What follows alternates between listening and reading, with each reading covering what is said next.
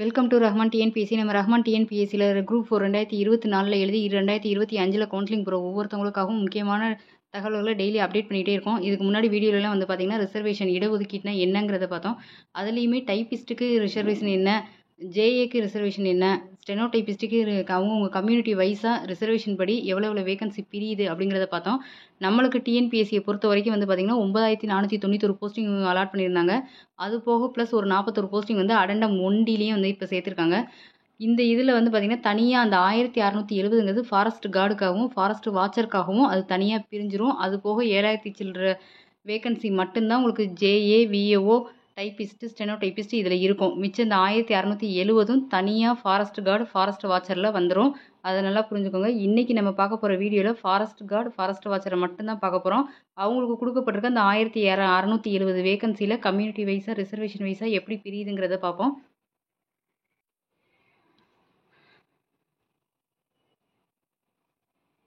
Okay, இப்போ நம்மளுக்கு வந்து ஃபாரஸ்ட் கார்டு, ஃபாரஸ்ட் வாட்சரில் நம்மளுக்கு ஒதுக்கப்பட்டிருக்க வேகன்சி வந்து எவ்வளோன்னு பார்த்தீங்கன்னா 1670 போஸ்டிங்கு ப்ளஸ் 33 அந்த டிரைவிங் லைசன்ஸில் ஆட் பண்ணியிருக்காங்க. நம்ம அந்த 1670 அதாவது அடண்டம் 1Cயில் என்ன இருக்கோ அதுக்கு ஒரு எக்ஸாம்பிளை வச்சு நம்ம பார்ப்போம். ஸோ கவுன்சிலிங் டேட் நம்மளுக்கு எல்லாருக்குமே தெரியும். 22/1 12/3 வரையும் கவுன்சிலிங் நடக்குது. இது யாருக்கெல்லாம் பார்த்தீங்கன்னா விஏஓ, ஜேஏ, டைப்பிஸ்ட்டு, ஸ்டெனோடைப்பிஸ்ட்டு இவங்களுக்கு மட்டும்தான். இந்த ஃபாரஸ்ட் கார்டுக்கும் ஃபாரஸ்ட் வாட்சருக்கும் தனிப்பட்ட முறையில் தனியாக தான் வந்து என்ன செய்வாங்க, கவுன்சிலிங் நடத்துவாங்கங்கிறத அவங்க முன்னாடி தெரிவிச்சிட்டாங்க. முதல்ல நம்மளுக்கு 9491 போஸ்டிங்காக இருந்தது 9532 போஸ்டிங்காக வந்து என்ன ஆயிடுச்சுன்னா இன்க்ரீஸ் ஆகிருக்கு. ஸோ இன்றைக்கி வந்து பார்த்திங்கன்னா இந்த ஃபாரஸ்ட் கார்டு, ஃபாரஸ்ட் வாட்சர் ஒரு 4 போஸ்டிங்காக வந்து பிரித்து கொடுத்துருக்காங்க. ஒன்று வந்து ஃபாரஸ்ட் கார்டு, இன்னொன்று ஃபாரஸ்ட் வாட்சர், இன்னொன்று forest guard driving licence, forest watcher tribal youth. ஓகேவா? அது இதில் சில ஃபாரஸ்ட் கார்டுன்ற போஸ்டிங் போட்டிருந்தாலும் ஃபாரஸ்ட் வாட்சர்னு போட்டிருந்தாலும் அவங்க 2 பேரையும் ஃபாரஸ்ட்லேயும் வந்து அவங்கள என்ன செய்யலாம், ஒர்க்கிங்கில் வந்து வைக்கலாம். இது ப்ளஸ் வந்து இந்த இடத்துல வந்து டாஃப்கான் அப்படின்னு சொல்லி ஒரு தமிழ்நாடு பிளான்டேஷன் கார்ப்பரேஷன் சொல்லி ஒரு கார்ப்பரேஷன் சொல்கிறாங்க. அங்கேயும் உங்களுக்கு வந்து என்ன செய்யலாம், போஸ்டிங் வந்து அலாட் பண்ணலாம் அப்படிங்கிற மாதிரி 2 இதை பிரித்து கொடுத்துருக்காங்க. இன்னொன்று அந்த போஸ்டிங் பக்கத்தில் வந்து உங்களுக்கு என்ன கொடுத்துருவாங்க அப்படின்னா ஸ்டேட்டுன்னு கொடுத்துருப்பாங்க. அந்த ஸ்டேட்டுன்னு கொடுத்துருந்தாங்கன்னா அதுக்கு என்ன அர்த்தம், அது ஸ்டேட் சீனியாரிட்டி. தமிழ்நாட்டில் உங்களை எந்த டிஸ்ட்ரிக்டில் வேணாலும் போஸ்டிங் போடலாம் அப்படின்னு அர்த்தம். எப்பயும் நான் சொல்கிற மாதிரி உங்களுக்கு நோட்டிஃபிகேஷன்லேருந்து என்ன செய்யுங்க, 1C 1Dயை டவுன்லோட் பண்ணி வச்சுக்கோங்க. அப்போ தான் உங்கள் கம்யூனிட்டி வைஸாக டீட்டெயிலாக நீங்கள் வந்து என்ன பார்க்க முடியும், அதில் உங்களுக்கு எவ்வளோ போஸ்டிங் வருமா வராதா அப்படிங்கிறதெல்லாம் தெரியும். நிறைய பேர் மெசேஜ் பண்ணிகிட்டே இருக்கீங்க, எனக்கு இந்த ரேங்க் இருக்குது கிடைக்குமா, அந்த ரேங்க் இருக்குது கிடைக்குமான்னு. திரும்ப நான் ஒவ்வொரு தடவையும் உங்களுக்கு சொல்கிறது வந்து என்ன அப்படின்னு கேட்டாக்கா, உங்கள் டோட்டல் போஸ்ட் என்ன, அதில் அவங்கவுங்க கம்யூனிட்டிக்கு ரிசர்வேஷன் என்னன்னு ரிசர்வேஷனே ஒரு வீடியோ போட்டிருக்கேன். அதை ஃபுல்லாக பாருங்கள். தயவு செஞ்சு ஒவ்வொரு வீடியோ போட்டோனாலும் எஃபர்ட் எடுத்து தான் போடுறோம். அதை ஃபுல் அண்ட் ஃபுல் பாருங்கள். நீங்கள் கேட்கக்கூடிய கேள்விக்குரிய பதில் வந்து அந்த வீடியோவோட கடைசியில் கூட இருக்கலாம். நீங்களும் அதை பார்த்துட்டு புரிஞ்சுட்டு மற்றவங்களுக்கு சொல்கிறதுக்கு அது வந்து உங்களுக்கு என்ன இருக்கும், யூஸாக இருக்கும். ஸோ இப்போ இதில் வந்து பார்த்திங்கன்னா இப்போ ஃபாரஸ்ட் வரல 1670 போஸ்டிங்கில் நான் இங்கே போட்டிருக்கேன் பார்த்தீங்களா, ஜென்ரல் 10, பிசி, பிசிஎம், எம்பிசி இதுதான் அவங்கவுங்களோட ஒதுக்கப்பட்ட ஒரு பர்சன்டேஜ். இந்த பர்சன்டேஜை நீங்கள் என்ன செய்யுங்க, அந்த 1670க்கு போட்டு பாருங்கள். அதில் என்ன நம்பர் வருதோ அந்த நம்பருக்குள்ளே உங்கள் ரேங்க் இருக்கணும். அது ஃபஸ்ட்டு பாயிண்ட்டு. 2வது பாயிண்ட் வந்து என்னென்னு பார்த்தீங்கன்னா, அந்த ரேங்க்குள்ளே உங்களோட அந்த போஸ்டிங்குள்ளே உங்கள் ரேங்க் நம்பர் வருதுனாலும் அதுக்குள்ளே ஸ்பெஷல் கேட்டகரி யார் இருந்தாங்களா, அதாவது டெஸ்டிடியூட் வீடோ, மாற்றுத்திறனாளிகள், எக்ஸ் சர்வீஸ் பண்ணி இருந்தாங்கன்னா அவங்கள கழிச்சிட்டு நீங்கள் நார்மல் பர்சனாக இருந்தால் அதை கழிச்சிட்டு பாருங்கள். அப்பையும் உங்கள் ரேங்க்குள்ளே அந்த போஸ்டிங் வருதுச்சுன்னா உங்களுக்கு வந்து போஸ்டிங் கன்ஃபார்ம். அதை விட்டு உங்கள் ரேங்க் வெளியே போகுது அப்படின்னா நீங்கள் நெக்ஸ்ட் எக்ஸாமுக்கு படிக்க ஸ்டார்ட் பண்ணணும். இதுதான் வந்து இதில் இருக்கக்கூடிய ட்ரிக்கு. அடுத்து வந்து பார்த்தீங்கன்னாக்கா அப்ரிவேஷன். ஒவ்வொருத்தவங்களும் பார்க்கணும். நான் இப்போ தான் சொன்னேன் ஸ்பெஷல் கேட்டகரினா என்ன அப்படின்னா, அது ஸ்பெஷல் கேட்டகரினா என்னன்னு ஒரு கமெண்ட் பண்ணுவாங்க. இப்போ இந்த வீடியோ ஃபுல்லாக பாருங்கள். அதாவது நீங்கள் ஒவ்வொரு இதுக்கும் வந்து ரிசர்வேஷன் பார்க்குறதுக்கு முன்னாடி அதில் ஜிடினா என்ன, ஜென்ரல்னா என்ன, உமன்னா என்ன, இதுக்கு தனித்தனியாக விளக்கம் கொடுத்தே நம்ம என்ன செஞ்சுருக்கோம்னா ப்ரீவியஸாக பிஎஸ்டிஎம்மு, உமனு, ஜென்ரல் அப்படின்னா என்னங்கிறது ஒரு வீடியோ போட்டிருக்கோம். நம்ம சேனலை வந்து சப்ஸ்கிரைப் பண்ணிவிட்டு ப்ளேலிஸ்ட்டில் வந்து இதெல்லாம் இருக்கும். 1 by 1 பார்த்துட்டு அதுக்கப்புறம் வாங்க. ஸோ இப்போ யாரெல்லாம் வந்து இந்த ஆன்லைனில் அப்ளிகேஷன் அப்ளை பண்ணும்போது டிஎன்பிஎஸ்சியில் வந்து ஆல் போஸ்ட்னு கொடுத்துருந்தீங்கன்னா நீங்கள் இப்போ ஃபாரஸ்ட் கார்டு, ஃபாரஸ்ட் வாட்சர் ரேங்க்கும் உங்களுக்கு வந்திருக்கும். ஜேஏ, ஸ்டெனோ, டைப்பிஸ்டிக்னா டைப்பிஸ்ட்டு எல்லா ரேங்க்குமே உங்களுக்கு வந்து ஃபுல் அண்ட் ஃபுல் வருஷப்படி போட்டிருப்பாங்க. இதே இது நீங்கள் விஏஓ, ஜேஏ மட்டும்தான் நீங்கள் அப்ளை பண்ணியிருந்தீங்க அப்படின்னாக்கா விஏஓ, ஜேஏக்குரிய ரேங்க்கை மட்டும் போட்டிருப்பாங்க.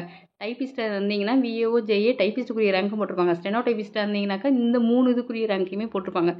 ஆல் போஸ்ட் யாரெல்லாம் கொடுத்துருக்கீங்களோ, இல்லை உங்களுக்கு forest card, forest watcher only அப்படின்னு கொடுத்துருந்தீங்கன்னா அவங்களுக்குரிய ரேங்க்கும் உங்களுடைய நீங்கள் பார்த்த ரிசல்ட்டில் ரேங்க் பேஜில் கண்டிப்பாக கீழே இருக்கும். ஸோ இப்போ அவங்களுக்குரிய வீடியோ தான் இந்த வீடியோ. நம்மளுக்கு இப்போ டோட்டல் போஸ்ட் நம்ம எவ்வளோன்னு பார்த்துட்டோம், 1670ன்னு பார்த்துட்டோம். அந்த 1670ல் இப்போ நீங்கள் பெர்சன்டேஜ் போட்டு பார்க்குறதுக்கு முன்னாடி நானே உங்களுக்கு வந்து போட்டு இந்த இடத்துல கொடுத்துருக்கேன். இது ஒரு ஸ்க்ரீன்ஷாட் எடுத்து கையில் வச்சுக்கோங்க. இதில் ஜென்ரல் டேர்னாக இருந்தீங்கன்னா அவங்களுக்கு மொத்த போஸ்டிங்கே எவ்வளோ தான், 518 தான். ஸோ 518 சொன்னாங்க, நான் 519 ரேங்க்கில் இருக்கேன், இல்லை 517வது ரேங்க்கில் இருக்கேன், எனக்கு ஏன் போஸ்டிங் கிடைக்கலன்னு சொல்லக்கூடாது. நோட்டிஃபிகேஷனில் உள்ளே போய் ரீட் பண்ணி பாருங்கள். அந்த நோட்டிஃபிகேஷனோட ஒவ்வொரு பேஜையும் தான் நான் பின்னாடி 1 பை 1 கொடுத்துட்டே வரேன்.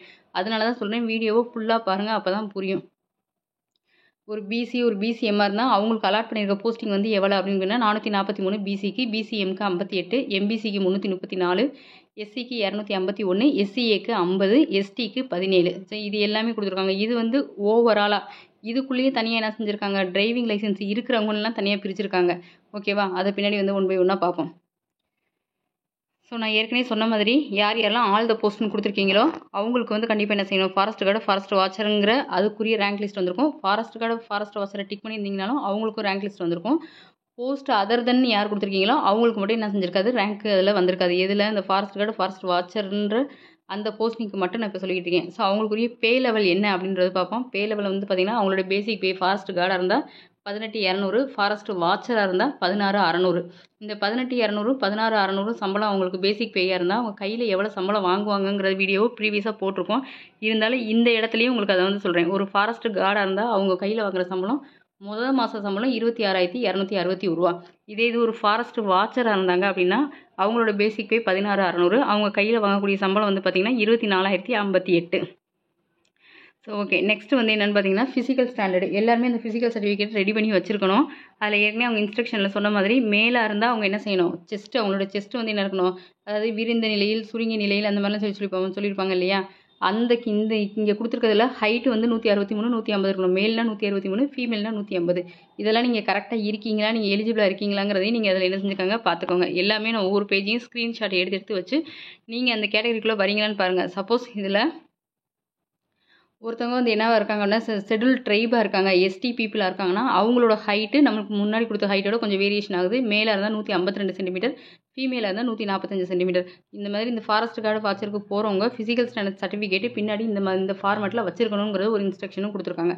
அடுத்து வந்து பார்த்தீங்கன்னா டிரைவிங் லைசன்ஸ், அதாவது ஃபாரஸ்ட் கார்டு வித் டிரைவிங் லைசன்ஸ்னு ஒரு போஸ்ட் இருக்கு இல்லையா, அந்த போஸ்ட்டுக்கு மட்டும் கண்டிப்பாக என்ன செஞ்சுருக்கணும், இந்த விஷன் டெஸ்ட் வந்து நீங்கள் பண்ணியிருக்கணும். இது வந்து நீங்கள் ஒரு கண்டக்டர்கிட்ட போய் பண்ணிங்கன்னா அதுக்குரிய சர்டிஃபிகேட் அவங்களுக்கே தெரியும். இந்த பேஜை காமிச்சக்கூடிய நீங்கள் என்ன செஞ்சுக்கலாம், இந்த மாதிரி கேட்டிருக்காங்கன்னு சொன்னீங்கன்னா அதுக்கேற்ற மாதிரி அவங்க என்ன செய்வாங்க, ரெடி பண்ணி உங்களுக்கு கொடுப்பாங்க. இன்னொன்று லேசர் சர்ஜரியோ இந்த மாதிரி ஏதாவது நீங்கள் கண்ணில் பண்ணியிருந்தீங்கன்னா நீங்கள் வந்து இந்த போஸ்ட்டுக்கு இன்எலிஜிபிள்னு அவங்களே இந்த இடத்துல வந்து ஃபுல்லாக போட்டிருக்காங்க. அதையும் நல்லா ஞாபகம் வச்சுக்கோங்க.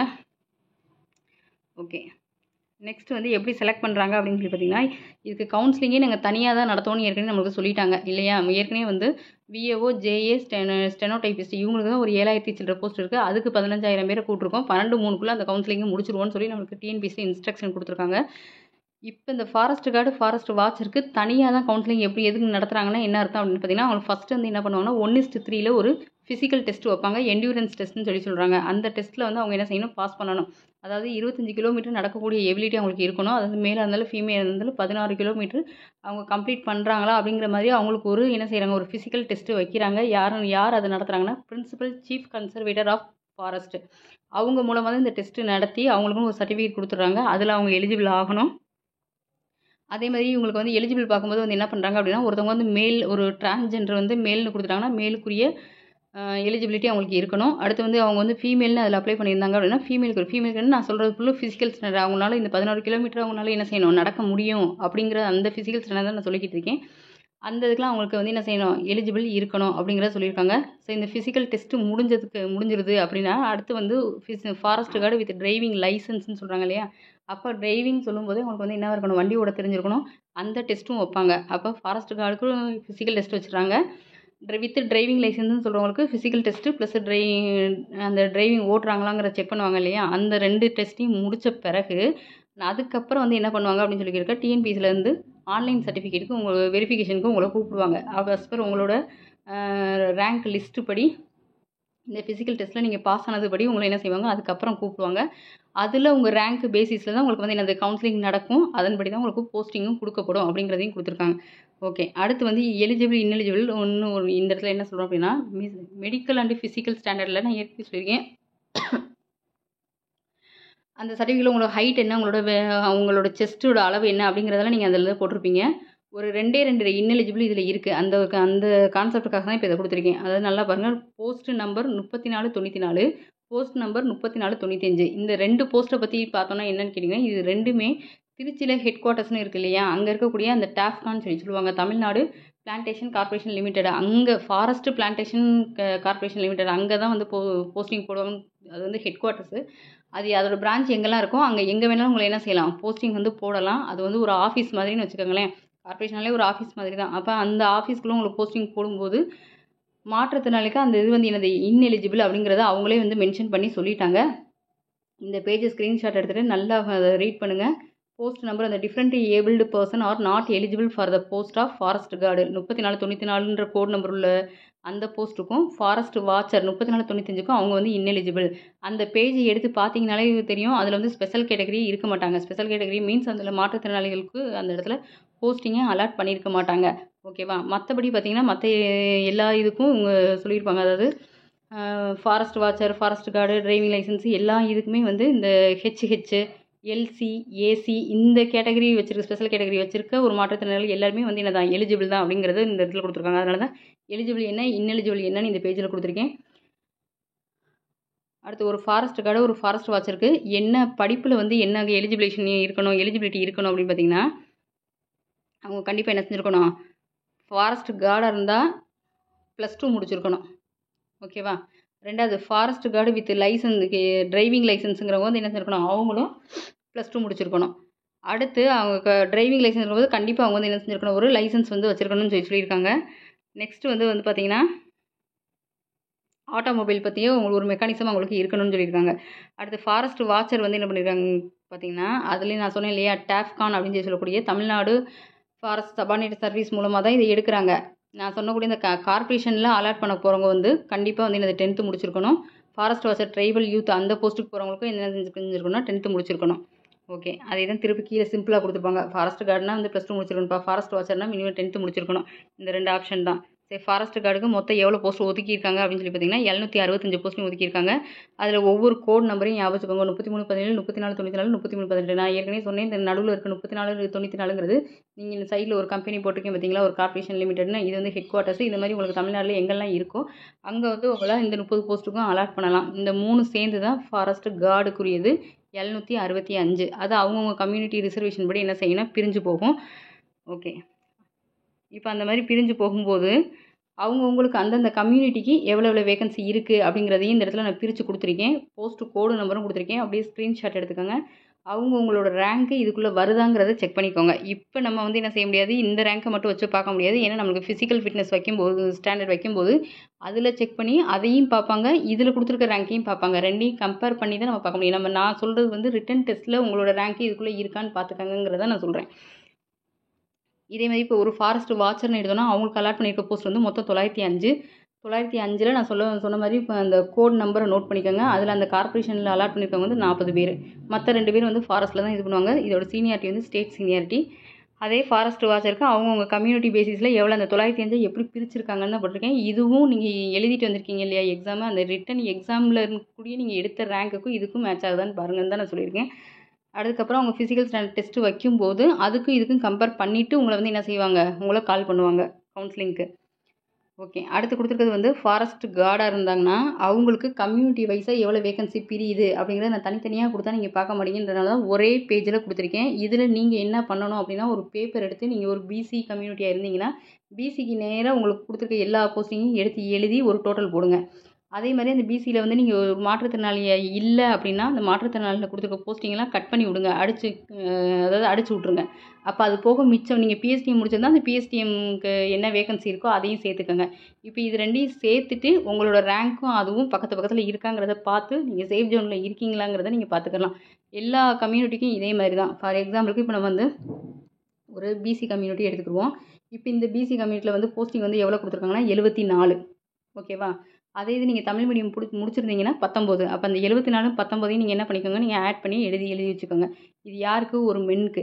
இதே இது ஒரு உமனாக இருந்தால் என்ன பண்ணணும், அதுக்கு கீழே உமனுக்கு நேராக ஒரு 30 இருக்குது. அதுலேயே பிஎஸ்டிஎம் முடிச்சிருந்தீங்கன்னா ஒரு 8 இருக்குது. அதையும் எழுதி வச்சுக்கோங்க. இந்த 2 வாய்ப்பு தான். ஒரு மேனாக இருந்தால் 74 19 மட்டும்தான் உங்களுக்கு வாய்ப்பு. ஒரு உமனாக இருந்தாக்க அவங்களுக்கு வந்து என்னென்ன வாய்ப்பு கிடைக்கும் அப்படின்னா 30/8 இதுதான் அவங்க 30/8 ப்ளஸ் அந்த 74/19 இதுவும் அவங்க என்ன செஞ்சுக்கிடலாம், இந்த 4 இடத்துலையும் அவங்க என்ன செய்யலாம், போட்டி போடலாம். இருந்தாலும் அவங்கவுங்க என்ன தனித்தனியாக எழுதி வச்சுட்டு ஸ்பெஷல் கேட்டகரிலாம் இப்போ விட்டுட்டோம். இந்த ரேங்க்குள்ளேயும் நம்ம ரேங்க் வருதான்னு பார்ப்போம். சரி இல்லை நம்ம ஒரு மாற்றுத்திறனாளி இருக்கணும், அந்த மாற்றுத்திறனாளி கேட்டகரிக்குள்ளே நம்ம வரமா, ஹெச்ஹெச் எல்சி இதெல்லாம் கொடுத்துருக்காங்க, அதுக்குள்ளே நம்ம வரமான்னு பார்க்கணும். அப்படி இல்லை எக்ஸ் சர்வீஸ்மேனுக்குள்ளே நம்ம வரமான்னு பார்க்கணும். இதில் எதுலையுமே நம்ம வரலைன்னா நம்ம எழுதி வச்சிருக்க இந்த 2 மட்டும்தான் நம்மளுக்குரிய வாய்ப்பு. இதுக்குள்ளே நம்ம ரேங்க் இருந்தால் நம்மளுக்கு போஸ்டிங் கிடைக்க வாய்ப்பு இருக்குது. அப்படி இல்லை அதுவும் ஆப்சன்டீஸை பொறுத்து ஃபிசிக்கல் ஸ்டாண்டர்டில் ஒரு டெஸ்ட் எடுக்கிறாங்க இல்லையா, அதை பொறுத்து. அப்படி இல்லை அப்படின்னாக்கா நீங்கள் நெக்ஸ்ட் எக்ஸாமுக்கு என்ன செஞ்சிடலாம், படிக்க ஆரம்பிச்சிடலாம். இதே தான் ஒவ்வொரு பேஜ்லேயும் ஒவ்வொரு போஸ்டிங்காகவும் நான் தனித்தனியாக என்ன செஞ்சுருக்கேன், பிரித்து கொடுத்துருக்கேன். இது ஒவ்வொரு பேஜாக வந்து என்ன செய்யுங்க, இது அப்படியே அடண்டம் 1Cயில் அப்படியே இருக்குது. அந்த அதனால தான் சொல்கிறேன், அடண்டம் 1Cயை டவுன்லோட் பண்ணி வைங்க. அந்த டவுன்லோட் பண்ணி வச்சுட்டு கையில் ஒவ்வொரு இதாக பாருங்கன்னு. நான் ஏற்கனவே சொன்ன அந்த டாஃப்கான்ற அந்த கார்ப்பரேஷனுங்கிறது வந்து எங்கெங்கெல்லாம் இருக்குது அப்படின்னு பார்த்தீங்கன்னா, நம்ம ஹெட் ஆஃபீஸ் வந்து திருச்சி. இது த அபவ் ஏரியாஸ் லொக்கேட்டட் வந்து திருச்சி, புதுக்கோட்டை, பெரம்பலூர், கரூர், சிவகங்கை, கடலூர், விழுப்புரம் அண்டு திருவண்ணாமலை டிஸ்ட்ரிக்ட். இந்த எல்லா டிஸ்ட்ரிக்ட்லேயும் என்ன இருக்கான் இந்த கார்ப்பரேஷனுக்கு. இந்த போஸ்டிங் எங்கே வருது அப்படின்னு பார்த்தீங்கன்னா, ஃபாரஸ்ட் வாட்சர்லேயும் ஒரு இந்த இருக்குது பார்த்தீங்களா, தமிழ்நாடு ஃபாரஸ்ட்டு பிளான்டேஷன் கார்ப்பரேஷன் லிமிட்டட்னு போட்டு அதுக்கு ஒரு 40 போஸ்டிங் ஒதுக்கிருப்பாங்க. இதேமாரி ஃபாரஸ்ட் கார்டில் ஒரு 30 போஸ்டிங் ஒதுக்கியிருப்பாங்க. இந்த 2 போஸ்டிங் மட்டும்தான் இந்த கார்ப்பரேஷனுக்குள்ளே உங்களுக்கு வந்து ஒர்க்கு அப்படின்ற மாதிரி போட்டிருக்காங்க. அப்போ அந்த கார்ப்பரேஷனுங்கிறது வந்து எந்தெந்த ஊர்லலாம் இருக்குங்கிறத தான் உங்களுக்கு வந்து என்ன செஞ்சுருக்கேன், வெப்சைட்டில் வந்து எடுத்து கொடுத்துருக்கேன். இது அவங்களோட அஃபிஷியல் வெப்சைட்லேருந்து வந்து எடுத்தது தான். ஸோ ஓகே, நம்ம சேனல் இந்த வீடியோ பிடிச்சிருந்தா நீங்கள் வந்து என்ன செஞ்சுக்கோங்க, லைக் பண்ணுங்கள். நம்ம சேனல் சப்ஸ்கிரைப் பண்ணாங்க சப்ஸ்கிரைப் பண்ணுங்கள். கவுன்சிலிங் போகிறவங்களுக்காக இந்த வீடியோவை உங்களோட ஃப்ரெண்ட்ஸுக்குலாம் வந்து ஷேர் பண்ணுங்கள். ரொம்ப யூஸ்ஃபுல்லாக இருக்கும். முன்னாடி உள்ள ரிசர்வேஷன்லாம் ஃபுல் அண்ட் ஃபுல் வந்து பாருங்கள். இது வந்து கவுன்சிலிங் போகிறவங்க மட்டும் தான் பார்க்கணுன்னு இல்லை, நீங்கள் டிஎன்பிஎஸ்சி குரூப் 4 டிஎன்பிஎஸ்சி படிக்கிற எல்லாருமே தெரிஞ்சுக்க வேண்டிய கண்டிப்பான ஒரு விஷயந்தான். ஸோ எல்லாருக்குமே இதை ஷேர் பண்ணி படிக்கிறவங்களுக்கும் இதை யூஸ் பண்ணுங்கள். இதுக்கு முன்னாடி சப்ஜெக்ட் வைஸாகவும் நம்ம நிறைய வீடியோ போட்டிருக்கோம். பார்க்காதவங்க அதுலேயும் வந்து நம்ம பிளேலிஸ்ட்டில் போய் எடுத்து பாருங்கள். உங்களுக்கு இது யூஸ் ஆகலைனாலும் யாரெல்லாம் படிக்கிறாங்களோ அவங்களுக்காவது இதை ஷேர் பண்ணுங்கள். கவுன்சிலிங் போகிறவங்க ஒரு புரிதல் இல்லாதவங்களுக்கு கண்டிப்பாக இது வந்து புரிதலாக இருக்கும். ஓகேவா? நெக்ஸ்ட் வீடியோவில் வந்து நம்ம என்ன செய்வோம்னா, ஒவ்வொரு டிபார்ட்மெண்ட்டும் எப்படி இருக்கும் அப்படிங்கிறது, ஒவ்வொரு டிபார்ட்மெண்ட்டில் ஒர்க் பண்ணி எக்ஸ்பீரியன்ஸ் ஆகி ஒரு 5 வருஷம் 6 வருஷம் ஒர்க் பண்ணவங்கள்ட்ட நம்ம அவங்களோட டீட்டெயிலை கேட்டு கலெக்ட் பண்ணி நம்ம ஒன் பை ஒன்னாக நம்ம போட்டுகிட்டே வருவோம். இப்போ நான் வந்து ரெவன்யூ டிபார்ட்மெண்ட்டில் ஒர்க் பண்ணிட்டு இருக்கனால ரெவன்யூ டிபார்ட்மெண்ட்டை பற்றி நெக்ஸ்ட் வீடியோவில் நம்ம பார்ப்போம். தேங்க்யூ.